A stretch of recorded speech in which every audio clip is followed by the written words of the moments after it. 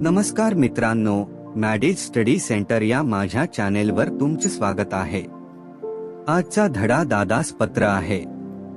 या धड्याचे प्रश्नोत्तरे मी तुम्हाला सविस्तर समजावून सांगणार आहे, जेणेकरून तुम्हाला चांगल्या प्रकारे समजून घेता येईल।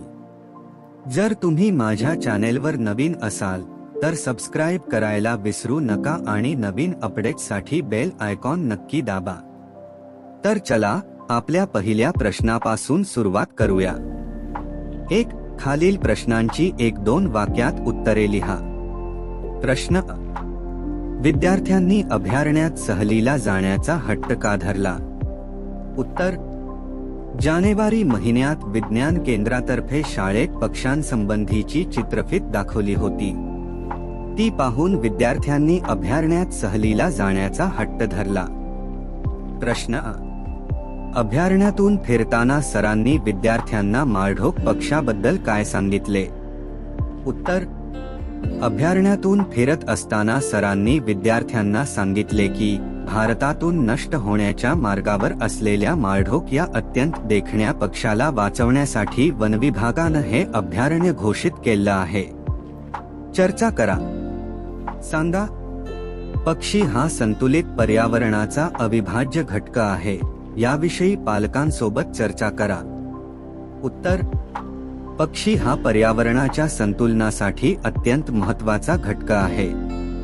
ते फक्त वनस्पतींच्या परागणात मदत करतात, तर कीटक नियंत्रण आणि जैवविविधतेला कायम ठेवण्यासाठीही महत्त्वाची भूमिका बजावतात। पक्ष्यांच्या अस्तित्वाने वनस्पतींचा प्रसार होतो आणि त्यामुळे पर्यावरणातील विविधतेला स्थिरता प्राप्त होते। पालकांना सांगणे आवश्यक आहे की पक्षी संरक्षणाच्या प्रयत्नांमुळे निसर्ग संतुलन टिकवून ठेवता येईल आणि हे आपल्या मुलांना पर्यावरणीय शिक्षण देण्यासाठी देखील महत्त्वाचे आहे। पक्ष्यांची संख्या वाढवण्यासाठी तुम्ही काय करू शकता, याविषयी मित्रांसोबत चर्चा करून यादी तयार करा। उत्तर: पक्ष्यांची संख्या वाढवण्यासाठी मित्रांसोबत चर्चा करून काही उपाय सुचवू शकता। 1. पक्ष्यांसाठी खाण्याचे स्थान तयार करा। घराच्या गॅलरीत किंवा बागेत पक्ष्यांसाठी खाण्याचे डब्बे ठेवा। 2. पाणी ठेवणे। उन्हाळ्यात पक्ष्यांसाठी पाणी ठेवलेले स्थान तयार करा। 3. वनस्पती लागवड। पक्ष्यांना आकर्षित करणारी झाडे, फूल आणि बळीराजांची वनस्पती लावा। 4. घोण्या किंवा घरटे बनवणे। पक्ष्यांना घरटे बसवण्यासाठी छोटे घोण्या ठेवा। 5. केमिकल्स पासून दूर राहणे। गार्डन किंवा बागेत रासायनिक खतांचा वापर टाळा। 6. पक्ष्यांचे संरक्षण। पक्ष्यांना जाळून किंवा इजा करून वाईट वर्तन करू नका। या उपायांनी पक्ष्यांची संख्या वाढवून पर्यावरणाचा समतोल राखता येईल। माहिती मिळवूया। माहिती घेण्यासाठी किंवा देण्यासाठी अनेक साधने वापरली जातात। खाली माहिती देवाणघेवाण करण्याची संवादाची काही साधने दिली आहेत। त्यातील काही साधने एकतर्फी व काही साधने दुतर्फी माहितीची संवादाची देवाणघेवाण करतात। त्यांची माहिती मिळवा व दिलेल्या तक्त्यात वर्गीकरण करा।